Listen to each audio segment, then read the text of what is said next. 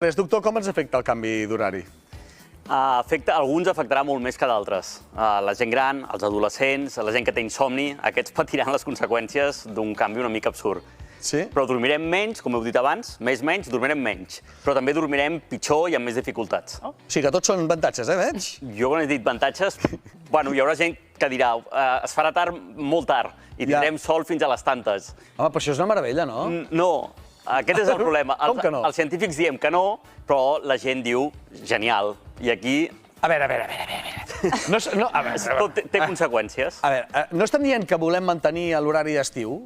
Que és el que s'està... Qui ho diu, això? No, l'hivern. No ho sé, els diaris, els polítics, que s'ha de mantenir per tenir més... per estalvi energètic?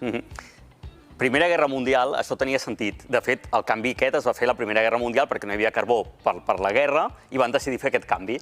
Avui en dia no està gens estudiat que hi hagi un estalvi energètic, però sí que sabem perfectament que hi ha un impacte amb la salut de les persones enorme. Llavors, però clar, si tu dius a la gent què prefereixes, horari d'estiu o d'hivern? Però, a veure, un impacte en l'adaptació, suposo. Un impacte, per exemple, a molts nivells de salut, però també, per exemple, amb el tema del son.